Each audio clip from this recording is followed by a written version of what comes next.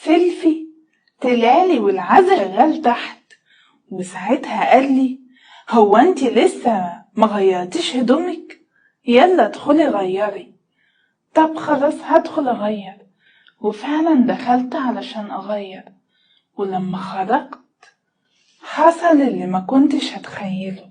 من اول جوازي وفي اول ليلة اللي مفروض ليلة فرحنا، اللي طبعا بيبقى فيها شوية كلام حلو رومانسي والجو ده كله، لقيت جوزي بيقولي كلام كان صعب قوي عليا. لما لقيته بيقولي بصي بقى يا بنت الناس، اولا كده انا هقولك على كلمتين علشان تحطيهم حلقة في ودنك وتعملي بيهم. طيب خير في ايه؟ بصي بقى، امي ثم امي ثم امي. يعني ايه؟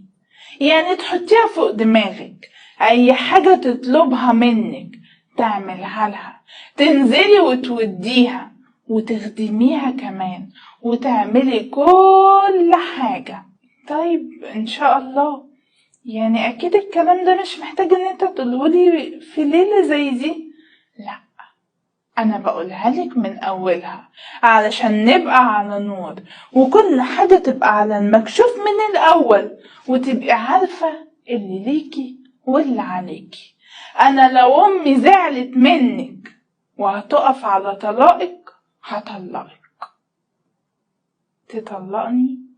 ايوه اطلقك لو انت زعلتي امي ولقيتها هي زعلانه منك وعملتي حاجه ضايقتها وجيتي عليها، ساعتها مش بعيد اطلقك واعملها. طب خلاص بقى، يعني احنا في الليله دي تقولي كلمتين حلوين مش تخليني اخاف كده. ما طبيعي مامتك هتبقى زي مامتي وهحطها فوق دماغي. انا قلت اعرفك علشان تبقي عارفة وعاملة حسابك على كل حاجة، وتعملي حساب لو ضايقتيها تبقي عارفة ايه اللي ممكن يحصل، لاني انا بجد ممكن اطلقك فيها. طبعا انا من جوايا اتضايقت قوي من كلامه، ايه اللي هو بيقولهولي ده، وخصوصا ليلة فرحنا.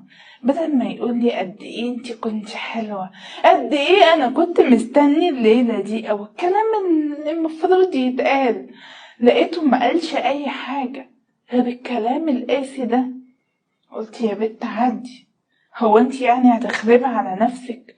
ده انتي لسه ما بقالكمش ساعتين في البيت، فاكيد يعني مش هخرب على نفسي. وبالفعل